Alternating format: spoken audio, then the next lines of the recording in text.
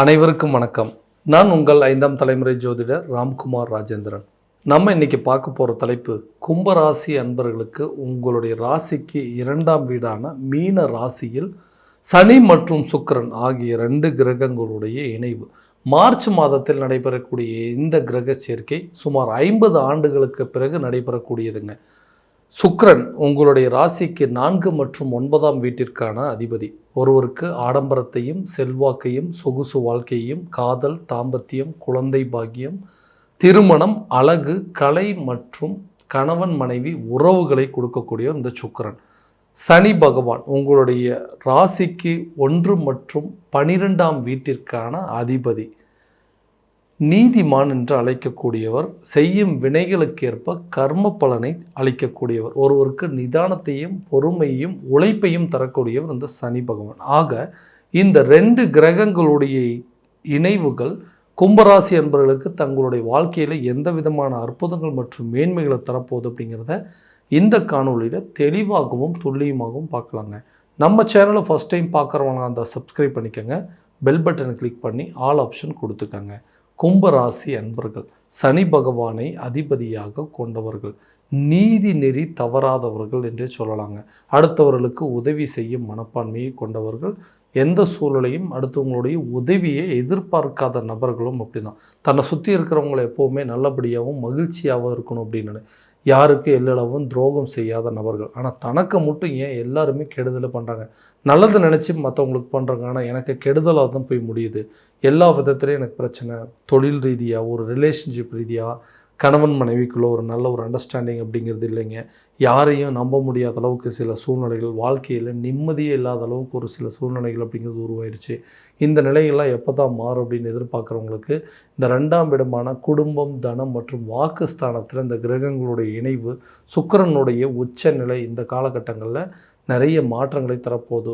வேலையில் இருக்கக்கூடிய நபர்களுக்கு வேலை சம்மந்தப்பட்ட சில மாற்றங்கள் அப்படிங்கிறது, ரொம்ப வருஷமாக வேலை பார்த்துட்டு இருந்தாங்க, அந்த வேலையில் எந்த விதத்துலேயும் ஒரு ப்ரமோஷன் அப்படிங்கிறது இல்லை, ஒரு சேலரி இன்க்ரிமெண்ட் அப்படிங்கிறது இல்லை, சில பொறுப்புகள் அப்படிங்கிறது இல்லாமல் இருக்குது. என்னுடைய உழைப்புக்கு தகுந்த அளவுக்கு ஒரு ஊதியம் அப்படிங்கிறது இல்லை, ஒரு திறமைக்கு தகுந்த மாதிரி ஒரு பதவி உயர்வு அப்படிங்கிறது இல்லாமல் இருக்குது. ஸோ இந்த இடத்துல வேலை பார்க்குறதுக்கு வேறு ஏதாவது ஒரு இடத்துக்கு போயிட்டு வேலைக்கு போனால் பரவாயில்ல அப்படின்னு எதிர்பார்க்குறேன். ஆனால் வேறு வேலைக்கு போகிறோம் அப்படின்னா இருக்கிற வேலையை தொலைச்சிருவோமோ அப்படிங்கிற ஒரு பயத்திலேயே அடுத்த வேலையை ட்ரை பண்ணாமல் விட்டுட்டுருக்கிறேன். அதே நேரத்தில் ஒரு ரொம்ப வருஷமாக ஒரு இடத்துல வேலை பார்த்துட்டு இருந்தால் திடீர்னு இருக்கிற வேலையை இழக்கிற மாதிரி ஒரு சில சூழ்நிலைகள், புதுசாக ஒரு வேலை அப்படிங்கிறது கிடைக்கவே மாட்டேங்குது. எதிர்பார்த்த துறையில் கிடைச்சது அப்படின்னா ரொம்ப நல்லாயிருக்கும் அப்படின்னு எதிர்பார்க்குறவங்களுக்கு இந்த காலகட்டங்களில் புதிய வேலை வாய்ப்பு அப்படிங்கிறது கிடைக்குங்க. ஆல்ரெடி வேலை பார்த்துட்டு இருக்கிற இடத்துல சேலரி இன்க்ரிமெண்ட், ஏன்னா தனம் சம்மந்தப்பட்ட இடத்துல சுக்கிரன் உச்சத்தில் இருக்கும்போது கண்டிப்பாக உங்களுக்கு ப்ரமோஷன் ரீதியாகவும் ஒரு சேலரி இன்க்ரிமெண்ட் ரீதியாகவும் புதிய வேலை கிடைப்பதற்கான வாய்ப்புகள் அப்படிங்கிறதும், வெளியூர் மற்றும் வெளிநாடு சார்ந்த வேலைகள் கிடைப்பதற்கான யோகங்கள் அப்படிங்கிறது இருக்குங்க. கண்டிப்பாக கவர்மெண்ட் ஜாப்புக்காக ட்ரை பண்ணிகிட்டு இருக்கிறவங்களுக்கு இது ஒரு பொன்னான காலகட்டங்கள். இந்த நேரத்தில் கவர்மெண்ட் எக்ஸாம்ஸ் எழுதி அதில் பாஸ் பண்ணுறதுக்கான வாய்ப்புகள் அப்படிங்கிறதும், வேலை கிடைப்பதற்கான சூழல் அப்படிங்கிறது நிச்சயமாக இருக்குங்க. அடுத்த விஷயமா, தொழில் ரீதியாக நிறைய முடக்கங்கள், நிறைய மந்த நிலைகள் அப்படிங்கிறது வந்துருச்சுங்க. எதுவுமே சரியான விதத்தில் நடக்கலை. ஏன் அப்படின்னா, நான் ஒரு பிஸ்னஸ் பண்ணாங்க, அந்த பிஸ்னஸில் ஒரு ப்ராஃபிட் இல்லைன்னாலும் பரவாயில்ல, லாஸ் இல்லாமல் இருந்தால் போதும் அப்படின்னு சொல்லி நிறைய விஷயங்களை மாற்றிக்கிட்டே இருந்தேன். ஆனால் அது போட்ட பணமெல்லாம் தேக்க நிலையில் அவருக்கு இல்லாமல் முடக்கமாக இருக்குது. கிணத்துல போட்ட கல் மாதிரி அப்படியே லாபமும் இல்லாமல் ஒரு பெரிய அளவில் முன்னேற்றமும் இல்லாத அளவுக்கு இருக்குங்க.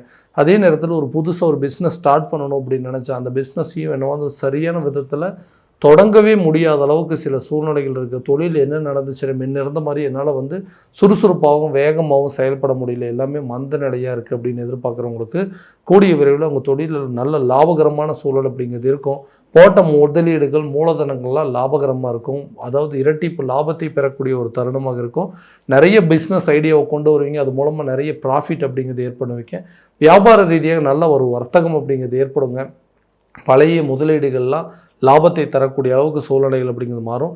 புதுசாக ஒரு பிஸ்னஸ் ஸ்டார்ட் பண்ணுறதுக்கான ஒரு வாய்ப்புகள், ஆப்பர்ச்சுனிட்டி அப்படிங்கிறது வருங்க. பார்ட்னர்ஷிப் மூலமாக இருந்த அந்த பிரச்சனைகள் அப்படிங்கிறது தீருங்க. பார்ட்னர்ஸை விலக்கிட்டு புதுசாக நீங்களே ஸ்டார்ட் பண்ணுற அளவுக்கு யோகங்கள் அப்படிங்கிறது உருவாகுங்க. உங்கள் பிஸ்னஸையே மாற்றி அமைக்கக்கூடிய ஒரு காலகட்டம் அப்படின்னே சொல்லலாங்க.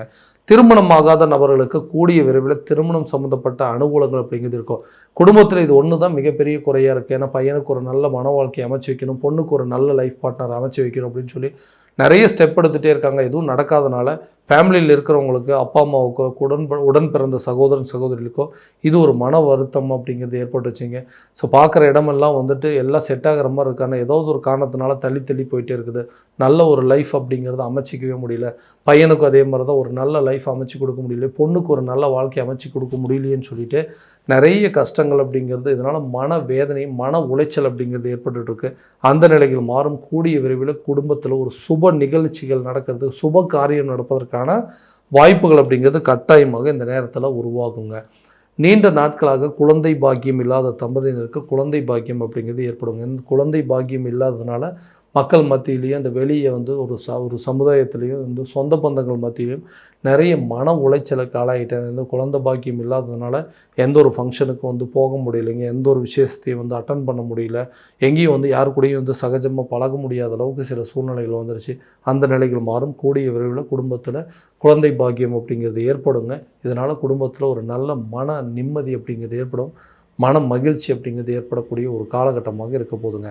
கணவன் மனைவிக்கிடையே இருக்கக்கூடிய பிரிவினைகள் அப்படிங்கிறது, இந்த ரிலேஷன்ஷிப்பை ஏண்டா வந்து தொடங்கணும், ஏண்டா வந்து இந்த ஃபேமிலி லைஃபுக்குள்ளே வந்தோம் அப்படிங்கிற அளவுக்கு மன உளைச்சலுக்கு ஆளாயிட்டேன். ஏன்னா நான் எதிர்பார்த்தபடி ஒரு லைஃப் அப்படிங்கிறது அமையலைங்க. சரி, அமைஞ்ச லைஃபை நம்ம நல்ல விதத்தில் கொண்டு போயிடலாம், நம்ம எதிர்பார்த்தபடி கொண்டு போகலாம் அப்படின்னு சொல்லிட்டு நிறைய முயற்சிகள் எடுக்கிறாங்க. எடுக்கிற முயற்சிகள் எல்லாம் ஃபெயிலியராகவே போயிட்டுருக்குங்க. யாரும் ஒருத்தருக்கு ஒருத்தர் விட்டு கொடுத்து போக முடியல, யாரும் ஒருத்தருக்கு ஒருத்தர் அட்ஜஸ்ட் பண்ணி போக முடியல. நிறைய பேர் இன்றைக்கி லைஃபையே இழந்து நிற்கக்கூடிய அளவுக்கு சூழ்நிலைகள் அப்படிங்கிறது வந்துருச்சு. ஏன்னா மேக்சிமம் அதே நிலையில் தான் இருக்குங்க. இந்த கணவன் மனைவிக்குள்ள இருக்கக்கூடிய பிரச்சனைகள் அப்படிங்கிறது எப்போ தான் தீரும், நாங்கள் 2 பேரும் நல்லபடியாக ஒன்று சேர்ந்து வாழவே முடியாதுன்னு யோசிக்கிறவங்களுக்கு கூடிய விரைவில் உங்களுக்குள்ளே இருக்கக்கூடிய பிரச்சனைகள் தீர்ந்து நல்ல நிம்மதியான ஒரு வாழ்க்கையை வாழக்கூடிய அளவுக்கு யோகங்கள் இருக்கும். பிரிந்த காதலர்கள் ஒன்றிணைவதற்கான வாய்ப்புகள் அப்படிங்கிறது இந்த காலகட்டங்கள் இருக்கும். ஏன்னா காரணமே இல்லாமல் சண்டை போட்டுட்டு இந்த லைஃப்பை வந்துட்டு, இந்த லவ் அப்படிங்கிறது வந்து மேரேஜ் லெவலில் கொண்டு போக முடியுமான்னு எங்களுக்குள்ளேயே ஒரு சந்தேகம் வந்துருச்சு. ஏன்னா இந்த லைஃப் கொண்டு போனால் நம்மளால் நிம்மதியாக வாழ முடியாதுங்கிற அளவுக்கு சில குழப்பங்கள் வந்துருச்சு. அந்த குழப்பங்கள் தீரும். காரணமே இல்லாமல் பிரிந்தவர்கள் ஒன்றிணைவதற்கான வாய்ப்புகள் அப்படிங்கிறது கல்யாணம், அதாவது காதல் சம்மந்தப்பட்ட விவகாரங்கள் திருமண லெவலுக்கு கொண்டு போகிறதுக்கு யோகங்கள் அப்படிங்கிறது இருக்குங்க. ரிலேஷன்ஷிப் சம்மந்தப்பட்ட பிரச்சனைகள் நல்லதான் போயிட்டு இருந்ததுங்க. நம்மளும் இன்னும் நல்ல ஒரு ரிலேஷன்ஷிப் அப்படிங்கிறது கொண்டு போயிட்டு இருந்தோம். காரணமே இல்லாமல் இன்றைக்கி வந்து செய்யாத தவறுக்கு இன்றைக்கி மொத்த தண்டனை என் மேலே கொடுத்துட்டு எல்லாத்துக்கும் காரணம் நீ தான், உன்னால தான் இன்றைக்கி வந்து நம்ம 2 பேர் பிரிகிற மாதிரி ஆயிடுச்சுன்னு சொல்லி ஒருத்தருக்கு ஒருத்தர் காரணம் சொல்லிட்டு அந்த லைஃப்பில் இருந்து வெளியே வரக்கூடிய அளவுக்கு சில சூழ்நிலைகள் அப்படிங்கிறது இருந்துச்சு. செய்யாத தவறுக்கு தண்டனை காரணமே இல்லாமல் பிரிஞ்சு போகிற அளவுக்கு சில சூழ்நிலைகள், விட்டுட்டு போகக்கூடிய ஒரு நிலைக்கு தள்ளப்பட்டுட்டுங்க. ரிலேஷன்ஷிப் அப்படிங்கிறது பிரேக்கப் ஆகிற அளவுக்கு சில சூழ்நிலைகள் அப்படிங்கிறது இருந்துச்சு. எப்போ தான் நாங்கள் 2 பேர் மறுபடியும் பழையபடி ஏற்கனவே ஒரு பிரச்சனையில் இருந்து தான் அந்த லைஃப்பை விட்டு வெளியே வந்தேன், மறுபடியும் அதே நிலைக்கு தள்ளப்பட்டுட்டுன்னு இந்த லைஃப்பை மறுபடியும் நம்ம நல்ல விதத்தில் சரி பண்ணி கொண்டு போக முடியாது அப்படிங்கிற அளவுக்கு எனக்கு பயம் வந்துருச்சுங்க. நம்மளுக்கும் வந்து எல்லாத்து மாதிரி சகஜமாக ஒரு குடும்பம் சூழ்நிலைகள் அப்படிங்கிறது அமையாதான்னு எதிர்பார்க்குறவங்களுக்கு கண்டிப்பாக உங்களுடைய வாக்குவாதங்கள் அப்படிங்கிறது குறையுங்க. நீங்கள் கொடுத்த வாக்குறுதியை காப்பாற்றுவீங்க. கண்டிப்பாக வந்து அந்த லைஃப் அப்படிங்கிற அந்த ரிலேஷன்ஷிப் அப்படிங்கிறது முழுமையான விதத்தில் நிலைக்கும். உங்களை வேண்டான்னு சொல்லி விட்டுட்டு போனவங்க, உங்களை விட்டு பிரிஞ்சு போனவங்க கூட உங்களை தேடி வரக்கூடிய ஒரு தருணமாக இருக்க போதுங்க. அடுத்ததாக ஆரோக்கியத்தில் இருக்கக்கூடிய பாதிப்புகள் உங்களை விட்டு முழுமையாக விலகும். அதுக்கு உண்டானபடி சில ட்ரீட்மெண்ட் அப்படிங்கிறது எடுப்பீங்க. ஹெல்த்தில் நல்லா கான்சன்ட்ரேட் பண்ணிங்க அப்படின்னா கண்டிப்பாக உங்களுக்கு இருக்கக்கூடிய பிரச்சனைகள் அப்படிங்கிறது முழுமையாக நிவர்த்தியாகும். அதுக்கு தகுந்தபடி சில மருத்துவ ஆலோசனைகள் பெறுறது இந்த காலகட்டங்களில் ரொம்ப நல்லதுங்க. கல்வி ரீதியாக இருந்து வந்த மந்த நிலைகளும் குழப்பங்களும் ஞாபக மறதிகள் அப்படிங்கிறது அகலும். கல்வியில் நல்ல ஒரு இம்ப்ரூவ்மெண்ட் இருக்கும். அதே நேரத்தில் நீங்கள் விருப்பப்பட்ட ஒரு கல்வியை படிப்பதற்கான வாய்ப்பு, வெளியூர் மற்றும் வெளிநாடு சார்ந்த சில படிப்புகளை படிப்பதற்கான முயற்சிகள் இந்த நேரத்தில் நல்ல வெற்றி கொடுக்குங்க. ஜென்மஸ்தானத்தில் ராகு இருக்கிறதுனால சில ஞாபக மறதிகள், படிப்பில் கொஞ்சம் நாட்டம் இல்லாத அளவுக்கு இருக்குங்க. அதுவும் உங்களுக்கு படிப்படியாக குறைஞ்சிரும். கல்வியில் நல்ல ஒரு முன்னேற்றம் இருக்குது. ஏன்னா இந்த 2ஆம் இடம் சொல்லக்கூடிய கல்வி ஸ்தானத்துலேயும் இந்த கிரகங்களோட இணைவு இப்போ கல்வியில் ரொம்ப ஸ்ட்ராங்காக இருக்கும். கவர்மெண்ட் ஜாப்புக்கு படிக்கிறவங்களுக்கு இந்த காலகட்டங்களில் கண்டிப்பாக நிச்சயமாக ஒரு கவர்மெண்ட் ஜாப் கிடைப்பதற்கான சூழல் அப்படிங்கிறது இருக்குங்க. கடன் ரீதியாக இருக்கக்கூடிய பாதிப்புகள் குறையும். கடனை அடைப்பதற்கான முயற்சிகள் முழு மனசோடு நீங்கள் எடுக்கக்கூடிய முயற்சிகள் உங்களுக்கு ஒரு நல்ல வெற்றி அப்படிங்கிறது கொடுக்கும். கடன் இல்லாத ஒரு வாழ்க்கையை வாழ்வதற்கான ஒரு பந்தங்கள் அப்படிங்கிறது இந்த நேரத்தில் நல்ல ஒரு பலன் அப்படிங்கிறது கொடுக்குங்க.